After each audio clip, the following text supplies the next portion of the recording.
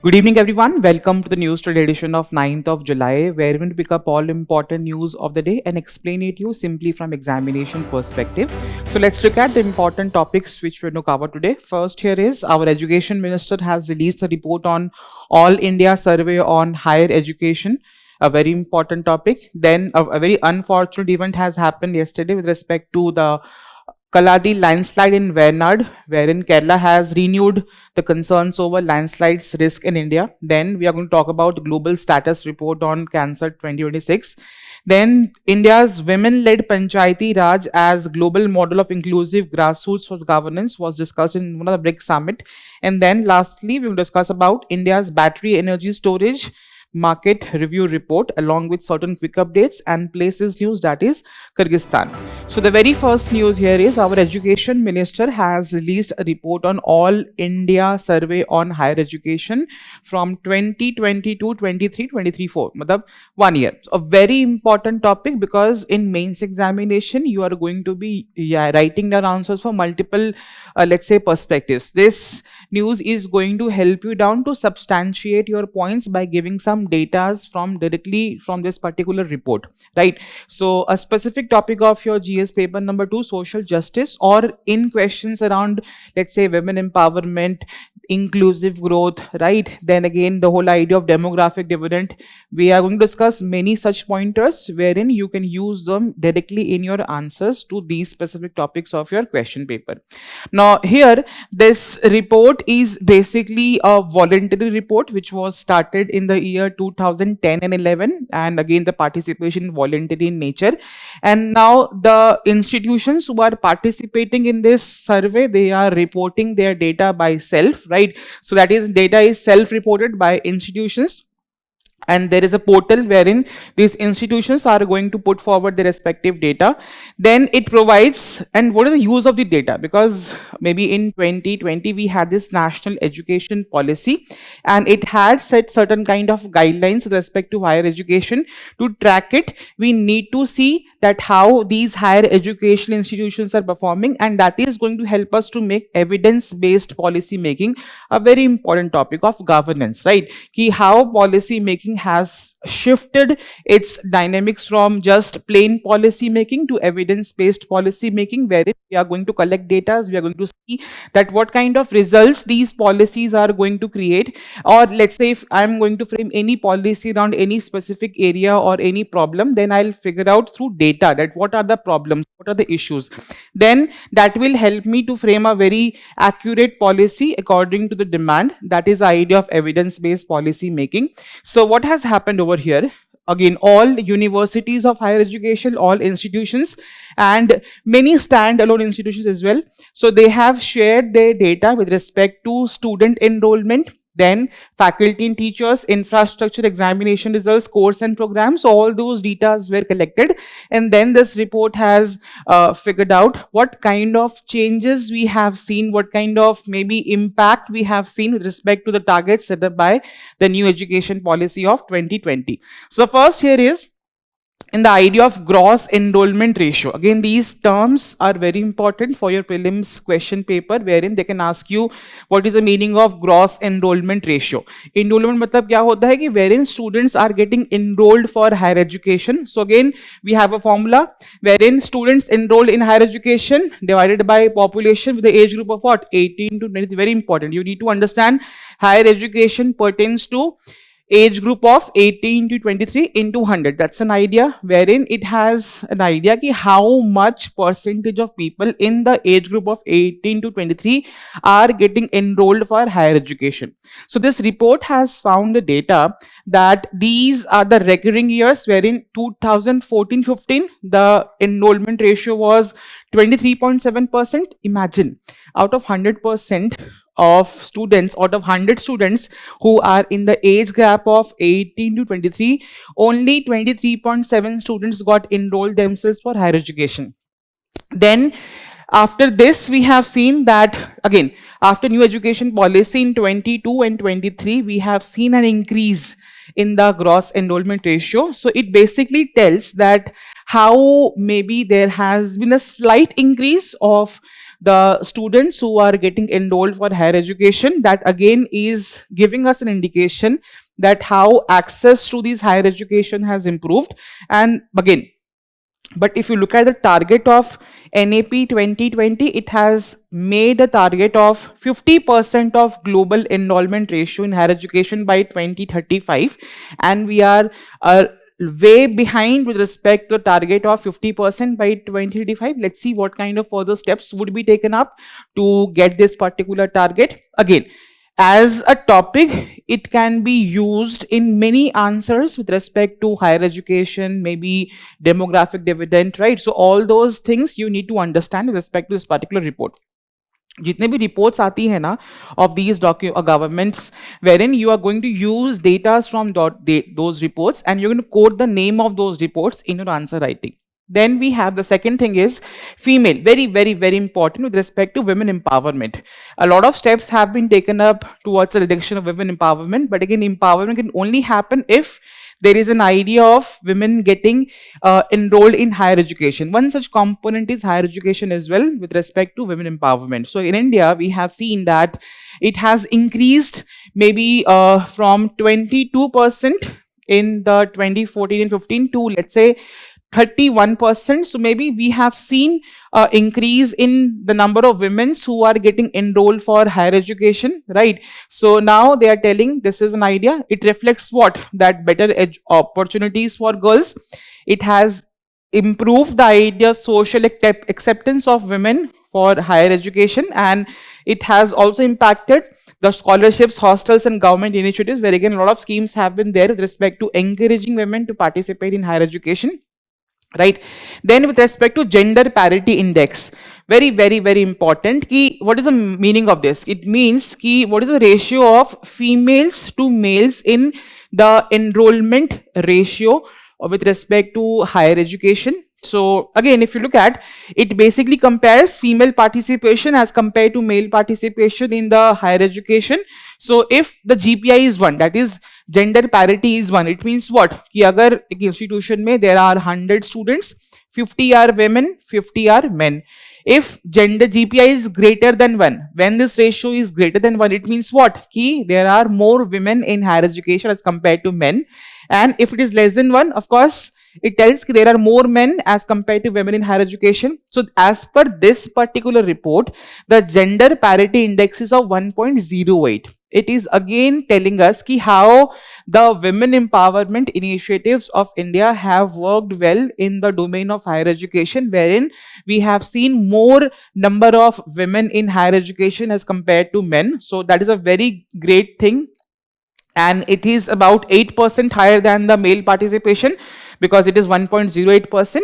That shows how progressive we are becoming with respect to acceptance of women in the domains of higher education. Then we'll see social inclusion improvement. Again, you must have seen in your topic of GS paper number 2, you have a topic of social justice, and there are vulnerable sections of society. For example, scheduled castes, scheduled tribes, other backward classes, women, children, transgender, old age population. So anything around them becomes important for you to be read. So in this particular aspect, we have seen that how in higher education institutions there has been an idea of what? Social inclusion. We have seen that the category wise, you'll see SC, ST, and OBC students who have got enrolled in higher education.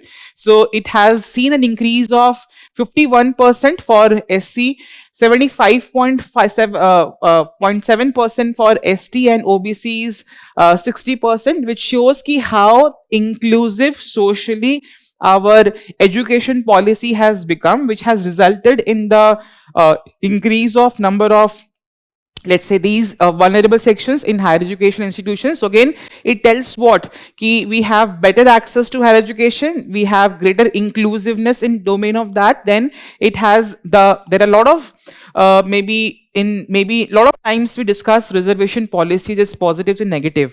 So now here we are seeing its result, how reservation has actually benefited, so that there is an increase in enrollment ratio, right, with respect to people specifically from vulnerable sections who were socially excluded historically. right? And the highest growth is among scheduled tribes, which suggest improving educational access in previously underrepresented communities of India. That's an idea.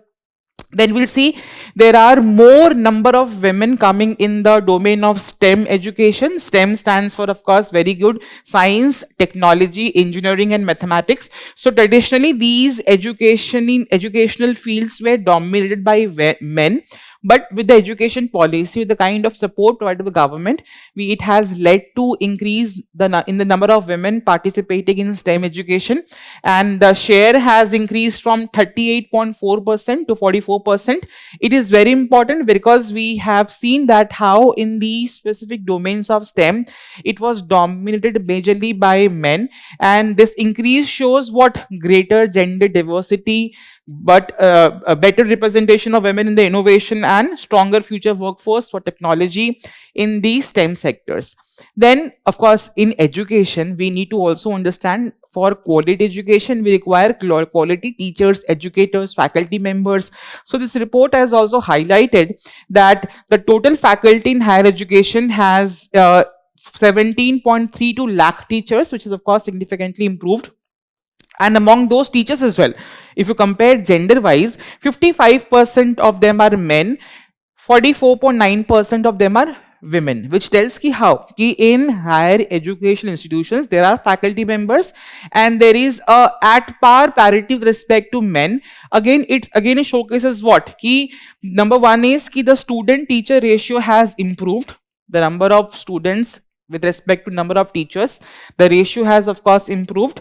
Then the better faculty strength of course supports quality education, and then increasing female faculty provides what role models or improves diversity in the academics. That's a basic domain and is very important thing for this particular thing. So again, this news is very important from the perspective of that how the higher educational institutions of India has become more inclusive, more participatory. Then it has talked about more women participation, and all those data have been pointed out over here, and you can use them to substantiate or validate your respective points either in your GS answers or in your essays. That is up to you, but again you need to understand how to use them. Okay. Then in general, if you look at the what kind of steps have been taken up by the government which has resulted in the reports which we have seen, are these one of those. Number one is we have HEFA, that is Higher Education Funding Agency, which provides of course loans for higher education of world class educational infrastructure. We have World Class Institutional Scheme, and it has recognized 12 institutions of eminence to enhance global standards. We have promotion of research and innovation. We have been helping students financially. We have PM Vidya Lakshmi scheme, which is providing education loans up to 10 lakh. We have center sector interest subsidy scheme, right? Then we have PM internship scheme. So all of these initiatives of government in the domains of quality higher education or higher education in general has resulted in improvement across different areas of improvement in the higher education sector, which has been clearly seen in the report which we have discussed. That's very important news for your GS1, 2 and your essay topics as well. The next topic here is a very unfortunate event. You must have seen a lot of videos floating around in social media wherein there are landslides, there are visuals of people getting affected due to this. So it has again led this news important for you because you have a topic of in geography, we are going to read about landslides. In the topic of GS paper number 3, we read about disaster management. So again, these two papers become significantly important from this particular perspective of news. So landslide has happened in one of the regions in the Wayanad district, right? And there was maybe a infrastructure development program going on over there, and that has led, and in that site itself a landslide has happened. So that has talked about what kind of risks are associated with landslides in India, a very important topic for your examination. So this landslide has happened, and what were the reasons for this specific landslide? Let's discuss that first. So of course we are seeing monsoon. So the first reason was because due to heavy rainfall there was soil getting soaked with a lot of water content, and once those content is beyond the carrying capacity of soil, then of course you will see landslides. It was accompanied by that the area had steep mountain slopes, right? Imagine a situation ki yahan par aisa slope hai, and then there are soil, and then the water capacity holding of soil has been saturated. Then what would happen? Of course landslides are going to happen. And then there was in the Velarimala hills have cracked and fractured rocks, making them even weaker. So these were the reasons with respect to landslides which has happened in this particular area in the Kaladi landslide in Wayanad district of Kerala. And there has been frequent reporting of many such landslides in Uttarakhand. For example, in the Chamoli district, we had, let's say, a landslide we had in Jammu and Kashmir. So there are a lot of incidences with respect to landslides happening specifically in the mountainous regions. So what exactly are landslides? First of all, let's discuss.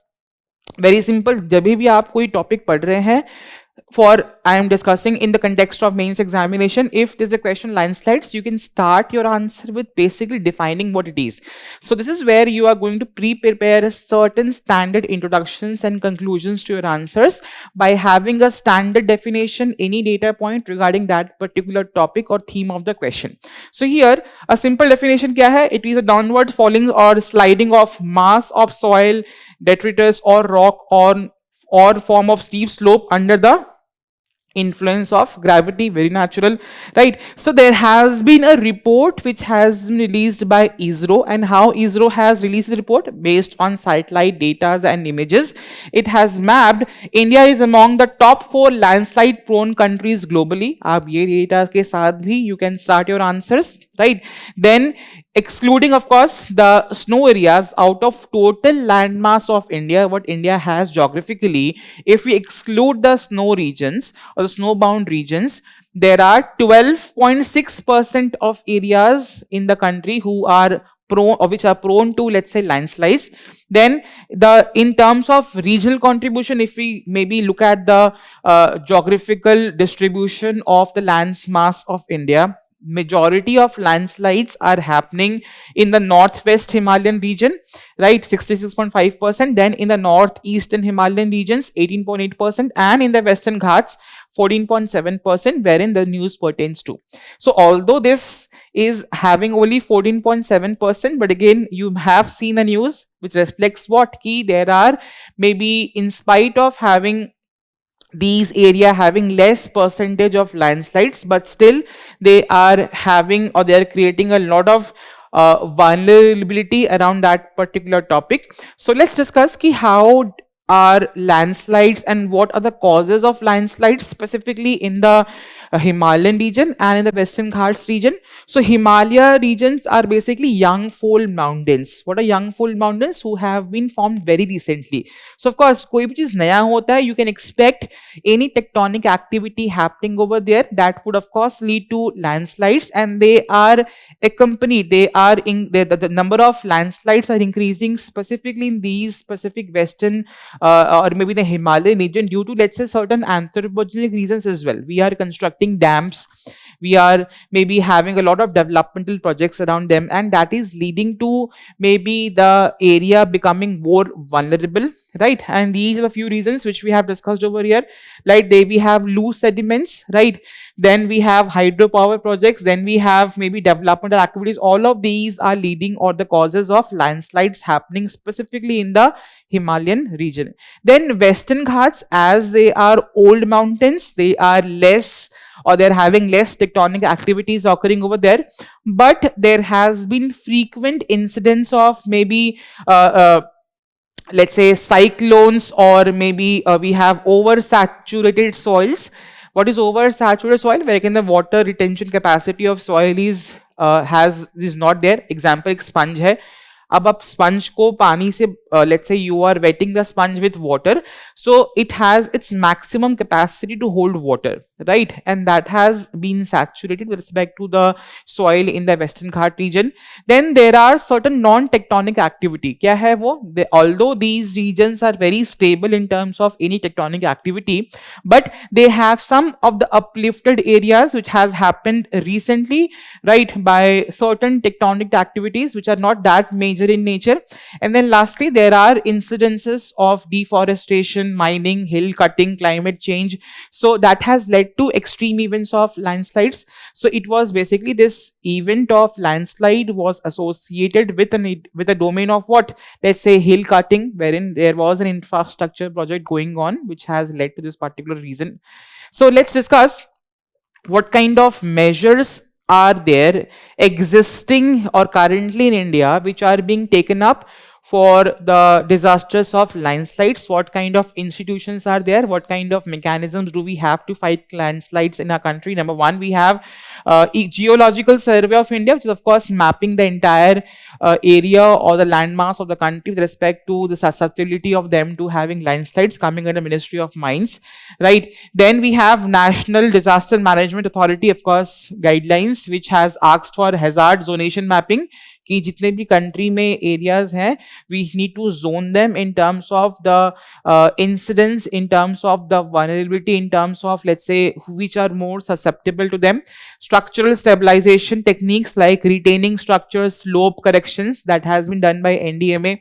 Then we have landslides early warning system. So again, IIT Mandi has developed a technology with respect to Indian Himalayas or in the Himalayan region, that how we can go for an early warning system. You must have seen a very unfortunate event last year in the Uttarakhand wherein there was landslides. Imagine if people are getting to know that there is a landslide is going to happen, maybe we can have less loss of life and property, right? And that is something which is being held with respect to this early warning system, specifically with respect to disasters. And then lastly, there is an application of satellite, wherein what we are doing, persistent scattered, maybe scatterer synthetic aperture radar. So basically this is a technique wherein we are seeing, or we are, let's say, visualizing through satellite images any small change in the maybe the in the domain of that particular area, that is again triggering an alarm कि there are chances of landslides going to happen. देखो इस technique को use करके we are going for what? Early warning systems. That is has something which has happened. So these are few things with respect to this.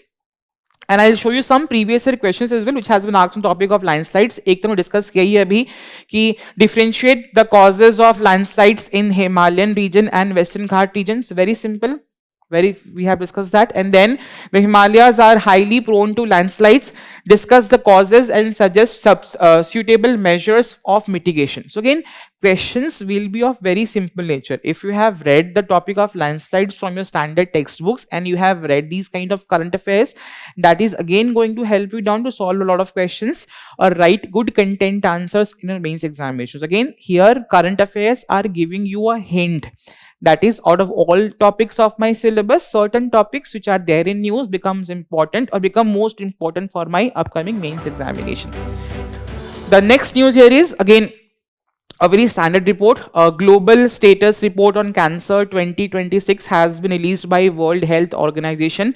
In prelims, you can ask questions like this, maybe a few facts around the report, or maybe which body releases this kind of report. So it has been released by World Health Organization, right? So cancer, again a disease where again our body has cells. Maybe we every day our body has a capacity to form new cells, and old cells are getting destroyed. Imagine a situation when cancer happens, maybe the entire normal mechanism of functioning of cell disturbs, and there is maybe let's say maybe a creation of cells, and that takes up the form of cancer cells, and they starts affecting different parts of the body. And that's where you must have seen there are different type of cancer. For example, we have breast cancer, we have, let's say, a mouth cancer, we have lungs cancer. That is how it happens. So again, this report has highlighted the maybe the in the domain of cancer, that how this cancer incidences are increasing in nature, what are their causes, how they are distributed across the globe, and what kind of measures need to be taken up to fight these to fight the idea of cancer in a maybe in a collaborative manner, that has been discussed over here. So this report has been released by World Health Organization and International Agency for Research on Cancer, right? So in this is a very first of its kind report, or the first survey of people after effect which are affected by cancer.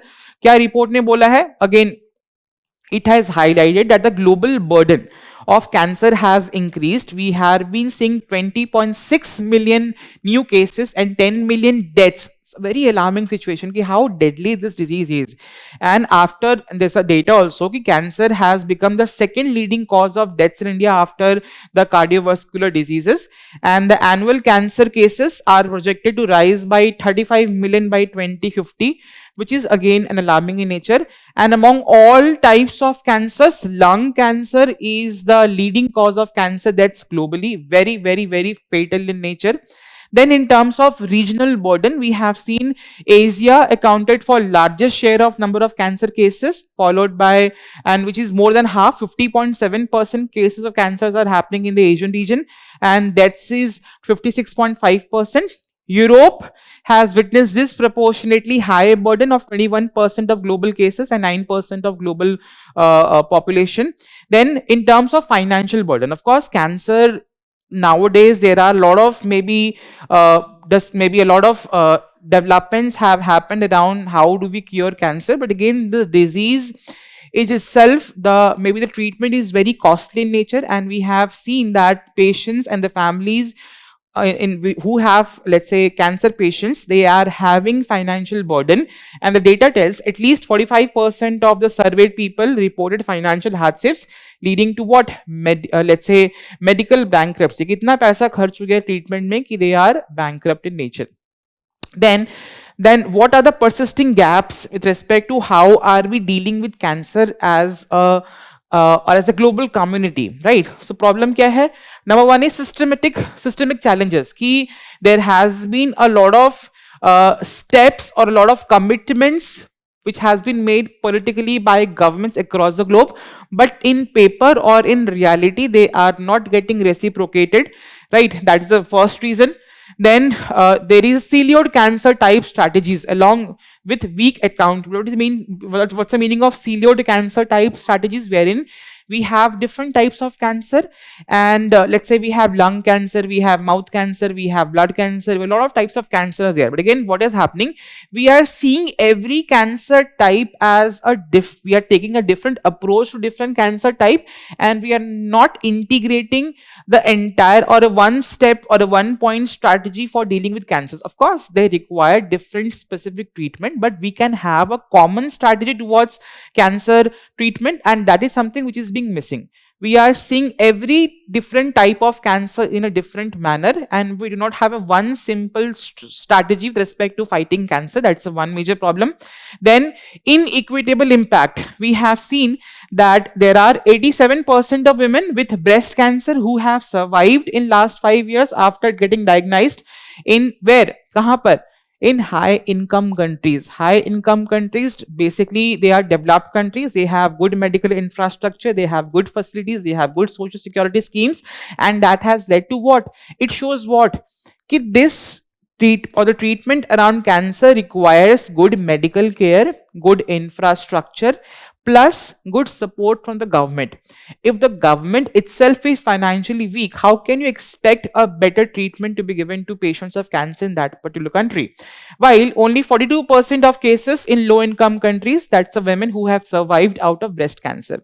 Then there is a limited progress. We have seen that one of the primary causes of cancer or cervical cancer with respect to young girls is the human papillomavirus, right? And there is an idea, if you are getting a vaccine for this HPV, then there are less chances of you getting cervical cancer. And the data shows that only 31% of the girls are having or has got vaccinated with respect to HPV, as but the target was set of 90% by 2030. So again, we are very far behind the target of getting vaccinated of to girls to fight cervical cancer, right? That's an idea. Then with respect to what kind of recommendations have been given with respect to fighting cancer as a global community, क्या करना चाहिए? Simple. देखो ऐसे topics में you can have a generalized viewpoint as well. We need to come together. We need to have a multilateral engagement across different kind of institutions. So these are specific generic topics you can use, or pointers which you can use in any of the topics of your examination. Here is number one, simple है, public private partnership, where again there are a lot of private hospitals who have a lot of funding with respect to research. We're going to use their expertise in that particular domain. We are going to have a scientific strategic resources, while public sector contributes what? National cancer control planning. So this is how PPP collaboration can lead to a better fight against cancer. Then people-centered control agenda. We have seen by deploying maybe different kind of strategies, for example, better capabilities, investing in human capital. If we are having, let's say, good health, good education, good sanitation, then of course we can fight, or we can have less cases of cancer in the country. Better protections. Again, maybe I will give an example wherein, as I discussed, the prominent type of cancer is lung cancer. How it is happening? There are a lot of maybe patients you must have seen. There are a lot of surveys which they have told they have smoked never in their lifetime, but still they had lung cancer. How? Due to air pollution, due to bad air quality. That is one of the prime reasons of increasing cases of lung cancer happening in India, right? And then we need to have multilateralism. We need to come together. All institutions should be coming together, and they are going to have an international collaboration, equity in decision making, and sustained commitments to fight cancer as a global community. Right? That is a very important topic. Maybe in any domains of health, of your topic of social justice, you can use these kind of data in your answers. That's all about the news. Moving on to the next topic, a very important domain. You must have read this multiple times in your course of lectures of polity and governance, and whenever we're discussing local bodies of India, Panchayati Raj institutions. You must have watched that web series, Panchayat. The message conveyed over there is what? In spite of giving them 33% reservation, again, first of all, why we have given 33% reservation to women in local bodies of India in the year 1992? Because we the people of India have promised in the preamble that we are going to create justice of three types: social, economic, and political justice. That's an example of giving reservation to women in local bodies of India is an example of what? Enshrining the philosophy of political justice, which is mentioned in the preamble to our constitution, right? Because women outrightly by their own cannot come and participate in the political, they cannot have political participation, because we have a lot of prejudices, we have a lot of stereotyping, we have patriarchy, and that's why if we do not give them reservation, women cannot politically participate in the country, and that's an idea. So now this has led, in this particular BRICS summit, what has happened, how women-led Panchayati Raj institutions have been the idea of global model for inclusive grassroots governance in India, that was discussed in this BRICS summit.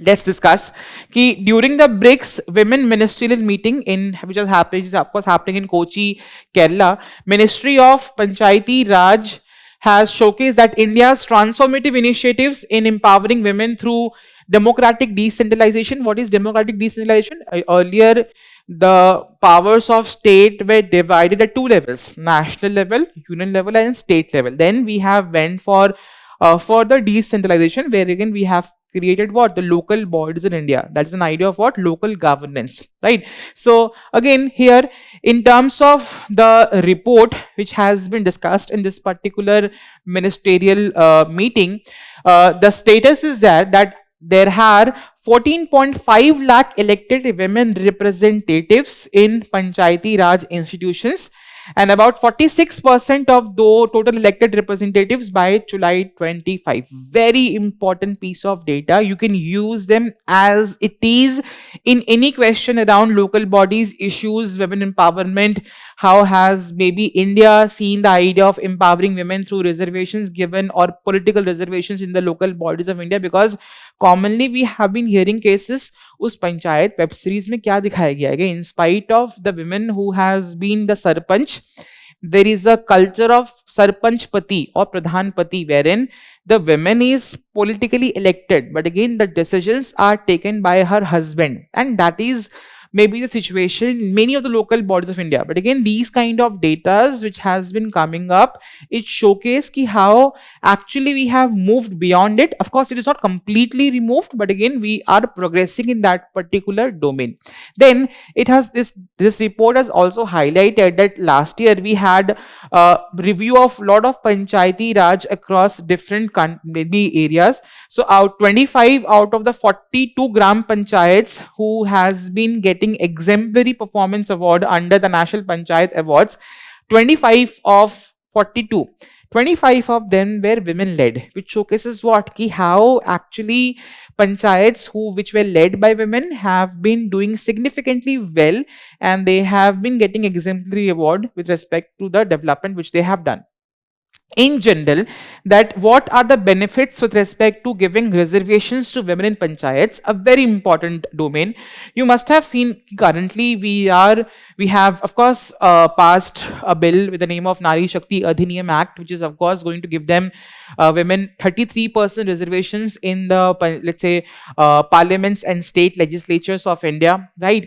And then we have seen a lot of maybe discussions around them, because the census data, when we are going to come out, when we are going to actually maybe implement that 33% reservation, that has showcased ki how important it is to include women in the law making process of the country, because there are times wherein we require women centric laws in the country, right? And that has led to the ideas of women participation in law making process, because many a time there are certain laws.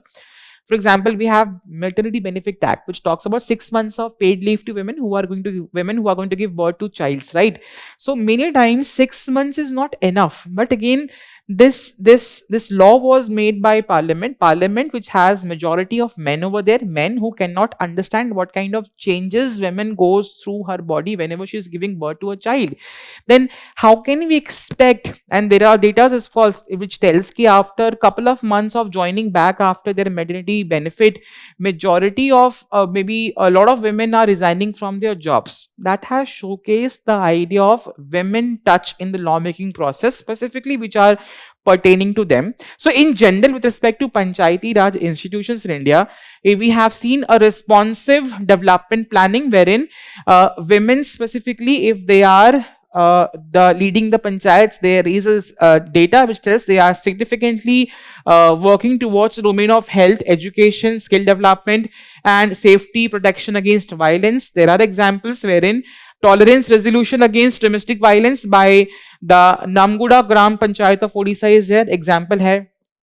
Then mainstreaming gender in governance. Many times you must have seen कि there are instances of integration of gender perspective to tackle harmful practices like child marriages, gender biased sex selection. ये क्यों हो रहा है? Because prominently we have seen these are the ones who are wherein we have a lot of prejudice, lot of stereotyping, and with women participating in and working towards these specific domains, it has led to a significant improvement of perspective of people around them on those topics. Specifically, we have child marriage prevention drive by the Non-Gad Gram Panchayat of Bihar.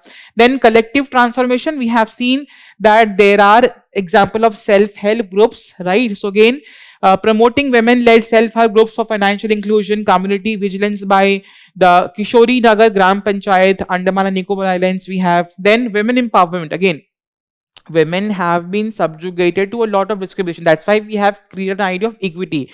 Article 15(3) of the Constitution talks about that their state can give special provisions, or state can make special provisions for women. Why? Because we cannot treat men and women equally. Men and women, they are not equal historically. Has men went through sati? No. Has men faced patriarchy? No. Has men faced challenges around education? No. So how can you treat men and women equal? And that's where there is a positive discrimination being done by the government, and Constitution itself is empowered to make us such positive discrimination. That's why we have the concept of equity, and that has led to women empowerment in these specific domains, right? So we have own farm, own market initiative to connect women with market by the Jorhat Gram Panchayat in Assam. Then what are the challenges? जो web series आई थी पंचायत, उसमें दिखाया गया ना कि इन spite of women getting empowered, then why are actually women not leading from the front? Why male counterparts are the ones who are taking decisions on their behalf? Why? Simple hai, patriarchal and organizational resistance. There are a lot of times wherein maybe bureaucrats, maybe let's say government agencies are sometimes not seeing women as an authority figure, and they feel like, and this is of course due to patriarchy, right? And that has been one of the ideas of, let's say, less women participation in actual sense in these local bodies. Then we have, of course, gender-based division of labor, because there are gender-assigned roles. Ki women are the ones who are going to go do the household chores, and men are the ones who are going to come out and again they are going to earn for the family. And this is where this is stereotyping around them as well. Then lack of skill. I think this is something which has to be taken care of, because if we do this, then women in the country will actually be empowered, right? We have a lot of times, let's say if women have elected, but she does not have skill, so she will not get confidence to participate politically in different platforms and meetings. So what we need to do is we need to educate women, we need to skill women, we need to make women aware about different domains of which is of course going to help and assist her in working in panchayat work. That's an idea. Then what kind of measures have been taken constitutionally? Of course, Article 243D empowers to give 1/3 of reservations, or 1/3 of the seats will be reserved for women. And there are, let's say, reservations in the post of chairpersons at different levels of panchayat in our country. We have Shashakt Panchayat Netri Abhiyan, which was launched in March 2025. It has already trained 1.5 lakh EWRs. Then we have regular conduct of Mahila Sabhas, wherein women articulate concerns, build consensus, and bring unified proposals to Gram Sabha. So these are the measures which are being taken existing by the government to encourage or to empower women who are in the Panchayati Raj institutions of India. Very important topic for our examination. Next topic we have India Battery Energy Storage BESS Market Review Report. So what is energy storage or battery energy storage? Many times you must have seen we are having a lot of, maybe imagine, let's say if you have a solar rooftop installed at your terrace.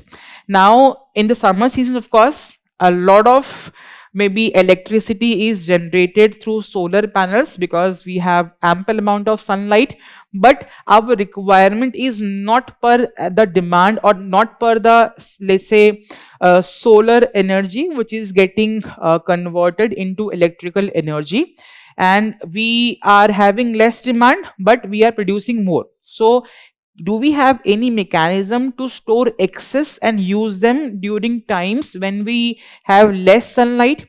So yes, we can do that by what? By storing extra electricity in the form of battery. This is where we have, this report has highlighted that what is the status of our battery energy storage system in our country. So very important thing. So this is a report released by India Energy Storage Alliance and Customized Energy Solutions (CES), and that has required that India in future is going to need 888 gigawatts of energy storage systems capacity by 25, 35 and 36, which is comprising of 321 gigawatts of battery energy storage. Ki hamari requirement itni hogi, and this is where we are going to use this amount of what? This amount of energy has to be stored in terms of batteries, right? So what's the meaning of this battery energy storage system? So basically it means ki whenever electricity is getting generated and it is, let's say, converted, or maybe it is getting stored in the form of chemicals. For example, electrochemical devices that work by converting what? Electrical energy into what? Chemical energy. Batteries mein kya hota hai? Electrical energy ko we are converting them into what? Chemical energy. And then during charging process, jab aap battery charge karte ho, the electricity is getting converted into what? Chemical energy. And then once we are using that battery, then that chemical energy is getting converted into what? Electricity. So then converting it back into electrical energy forms of parts of broader ESS. Then there are two main categories of batteries. One's the traditional batteries, where again they are solid rechargeable batteries, wherein batteries hoti hai wahan par in the form of chemical energy, the electricity is getting stored and it is getting used. But there are other example lead acid batteries. We have lithium, commonly used ones.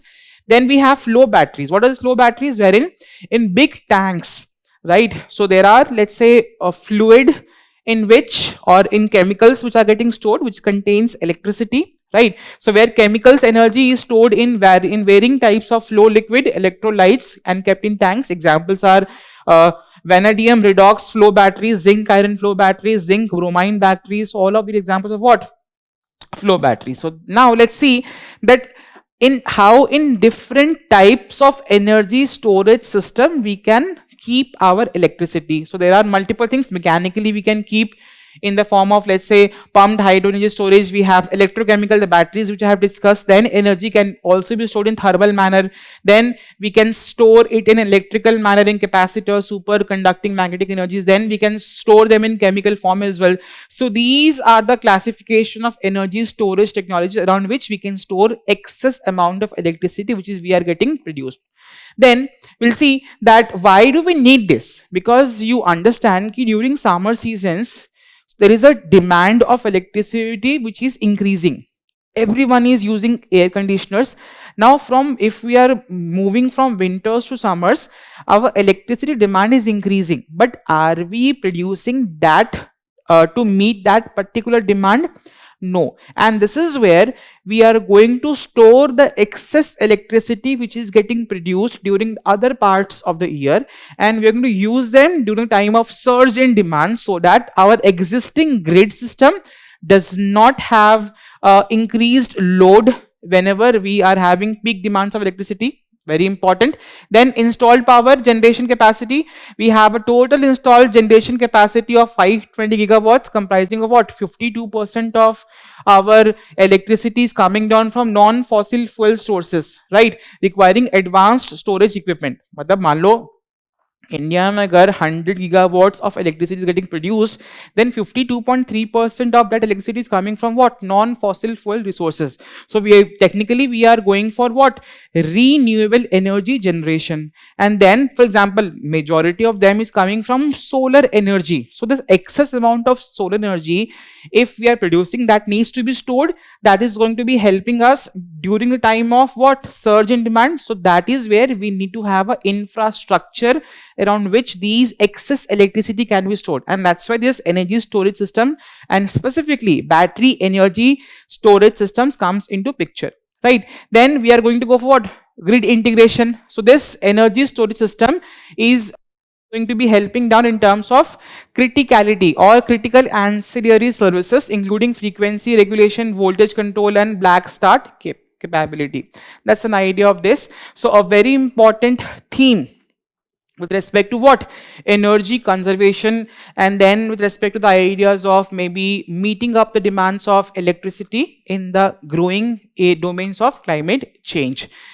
Then what are the measures which has been taken up with respect to energy storage?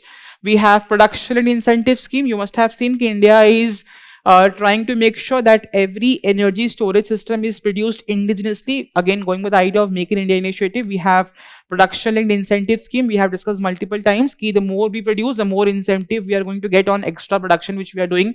Then we have two, viability gap funding. What is viability gap funding? There are certain times wherein private players does not get encouraged to invest in certain areas wherein they find कि the project cost is very high and it is not going to give us much profit. सरकार क्या करती? वहाँ पर it is assisting them. It is giving some kind of support financially. We call them at what?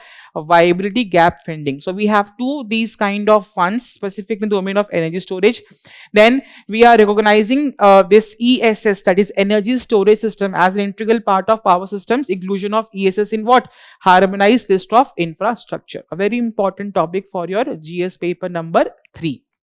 Moving on to place in news, that is Kyrgyzstan. So recently a Delhi based Center of Studies of International Relations CSIR has made or maybe an international center of civilizational studies wherein Manas and Mahabharata are going to be, let's say, studied in that particular academy, right? And we are going to have first Hindi translation of the Kyrgyz epic Manas was presented over here. So that makes this country very important, again located in Central Asia, right? We are going to see the neighboring countries logically from, let's say, left to right, right to left, right? Important geographical features, mountains, valley, water bodies, just see them, because certain places which comes back in the newspapers gives you an understanding or a hint that is out of all the let's say places which is of course coming up in my question paper.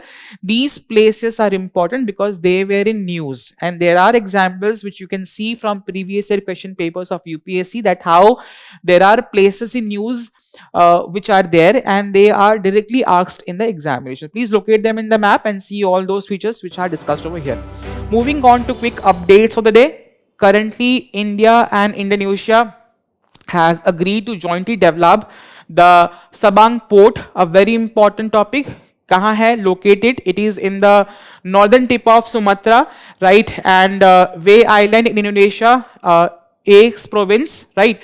And it has a proximity to Strait of Malacca, a very important strategic position and most critical maritime choke points. And it is a waterway which is connecting Andaman Sea of Indian Ocean and South China Sea. And if we are developing a port around that area along with Indonesia, it is going to help us counter China, because China has been making a pearl of strings, right? That's an idea of this. So again, it is going to enhance India's strategic position. Again, we are going to be seeing that it is combining with the project of Great Nicobar Port, right? And it is of course going to help India to further fortify its Indo-Pacific presence in that particular region, and of course counter China's string of pearls area. Then we have Pinaka long-range guided missile rocket. So sometimes certain defense-based, let's say, equipments, missiles, they come in news, they become important for your prelims examination. Just look at key what are their features, because if you look at previous year questions of UPSC around prelims examination, the questions basically pertains to, let's say, specific features of these kind of missiles in the newspapers. So again, basics kya hai? Kya hua tha recently? The DRDO has conducted a successful flight test of the Pinaka, let's say, long range guided missile for its user specified minimum range of 60 km. So basic features hai, it is a long range, what kind of missile? It is guided, wherein it is used to be having a indigenous Pinaka multi-barrel rocket launcher, and this is to deliver a large volume of fire within a very short against a critical and sensitive area targets. Designed किसने किया है? The Armament Research and Development Establishment, DRDO, with other DRDO labs. Its range is of 60 to 120 kilometers. Then we have Astra missile. Again, recently India and Indonesia, or Indonesia ने बोला है कि we are going to buy Astra missiles for India. That's become this Astra missile becomes important for your examination. So they are what? Beyond visual range air to air missile, that is a BVRAM for Air Force and Navy. They're having a range of 220 nautical miles or 37 kilometers, developed by DRDO, range 80 to 110, altitude up to 20 kilometers, then speed of 4.5 times the speed of sound, that is Mach 4.5, and then it has internal guidance, mid-course update, and terminal active radar bombing. That's the basic idea.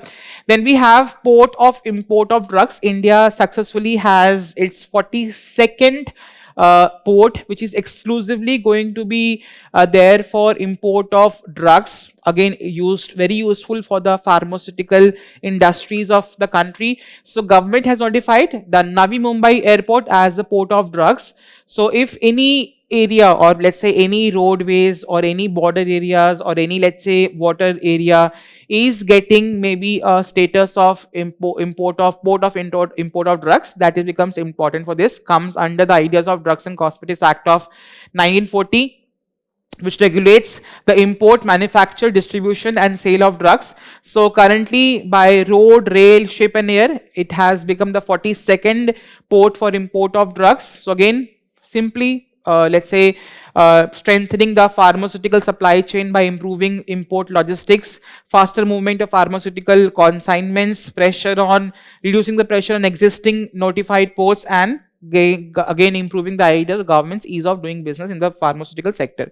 Then we have maximum residue limits. You must have seen many times once there are a lot of pesticides which are getting used in the maybe cultivation or production of, let's say, a lot of fruits, vegetables, and the grains which we are eating. So there has to be a prescribed limit to that, and that is called as maximum residue limits, wherein what kind of residue is going to be left with respect to the application of pesticides that has been developed by this. So it is the highest level of pesticide residue that is legally tolerated in or on food or feed when pesticides are applied correctly in accordance with what? Good agriculture practice, again released by Food and Agriculture Organization of World Health Organization. Objectives क्या है?